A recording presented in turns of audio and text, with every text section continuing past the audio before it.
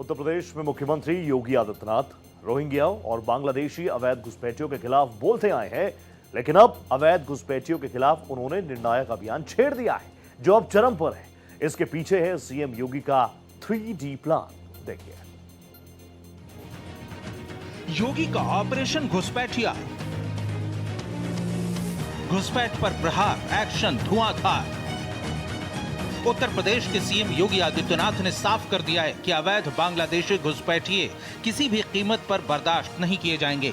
यही वजह है कि यूपी में अवैध रूप से रह रहे विदेशी नागरिकों, खासकर रोहिंग्या और बांग्लादेशी घुसपैठियों के खिलाफ योगी सरकार ने बड़े स्तर पर कार्रवाई शुरू कर दी है। सीएम योगी आदित्यनाथ ने सोशल मीडिया एक्स पर योगी की पाती शीर्षक से एक विशेष संदेश साझा किया। इसमें प्रदेश की सुरक्षा को सर्वोच्च प्राथमिकता बताते हुए घुसपैठियों के खिलाफ कड़ी कार्रवाई जारी रखने का संकल्प दोहराया। इस पत्र में उन्होंने लिखा कि घुसपैठियों के लिए लाल कारपेट नहीं बिछाई जा सकती। संसाधनों पर पहला अधिकार प्रदेश के नागरिकों का है, घुसपैठियों का नहीं। सीएम योगी ने प्रदेशवासियों से घुसपैठियों की पहचान करने में सहयोग भी मांगा है।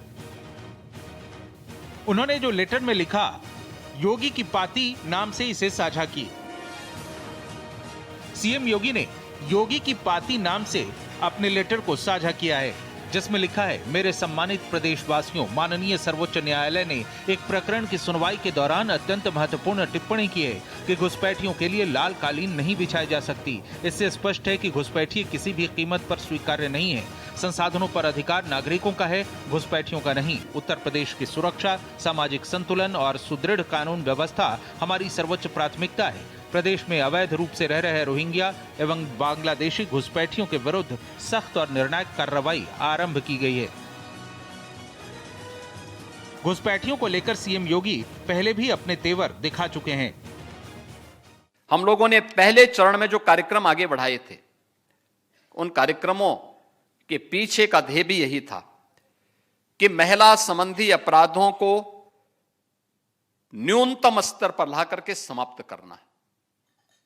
और मुझे प्रसन्नता है कि प्रदेश सरकार में जो कार्यक्रम प्रारंभ किए गए, अकेले एक वर्ष में यानी 1 जनवरी 2024 से अगर हम लोग अब तक के मामलों में देखेंगे, केवल 24 और 25 तक के ही मामलों को देखेंगे, तो हम लोगों ने 9,513 ऐसे मामलों में 12,271 अपराधियों को दंडित करवाया है, जिनमें 12 अपराधियों को तो मृत्यु दंड की सजा करवाई है। दरअसल सीएम योगी की इस चिट्ठी में वही बातें हैं जो वो पहले कहते आए हैं और करते आए हैं। ये पूरी कवायद सीएम योगी के 3D प्लान का हिस्सा है। 22 नवंबर को योगी ने 75 जिलों के सभी जिलाधिकारियों को निर्देश दिया कि घुसपैठियों की पहचान करें, हर जिले में अस्थायी डिटेंशन सेंटर बनाएं और कंफर्म करने के बाद उन्हें मूल देश डिपोर्ट करें। 2 दिसंबर को लखनऊ, कानपुर जैसे 17 नगरीय निकायों को रोहिंग्या बांग्लादेशी घुसपैठियों की विस्तृत सूची तैयार करने का आदेश जारी हुआ।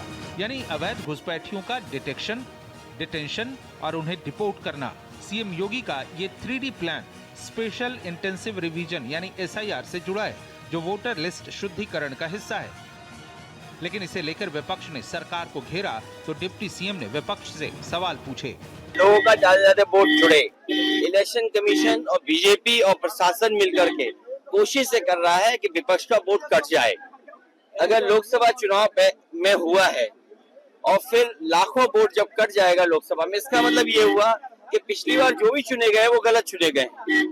तो ये जो SIR हो रहा है, बीजेपी के लोग घबरा गए हैं कि यूपी में पिछला लोकसभा का चुनाव हारे, बंगाल का चुनाव जीतना चाहते हैं।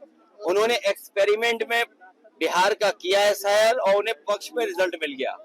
नहीं, उनके पेट में क्यों दर्द हो रहा है? अगर घुसपैठियों को खोजा जा रहा है पुलिस के द्वारा, प्रशासन के द्वारा और भाजपा के द्वारा भी, तो उनको दर्द क्यों हो रहा है? उनसे क्या रिश्तेदारी है, वो सार्वजनिक करें। क्यों घुसपैठियों को मतदाता सूची में और यहाँ बसाने का काम अपनी सरकार के समय किए? क्यों आतंकवादियों का मुकदमा उन्होंने अपनी सरकार के समय वापस लेने का काम किया? इसका जवाब तो अखिलेश यादव जी को दे। उत्तर प्रदेश में मुख्यमंत्री योगी आदित्यनाथ का अवैध घुसपैठियों के खिलाफ निर्णायक अभियान देश भर के लिए एक नया मॉडल बन सकता है। साथ ही SIR यानी स्पेशल इंटेंसिव रिवीजन से जुड़ा ये अभियान वोटर लिस्ट शुद्धिकरण का ऐसा हथियार है जो बीजेपी के राष्ट्रवादी नैरेटिव को और मजबूत करता है। Bureau report, Bharat express.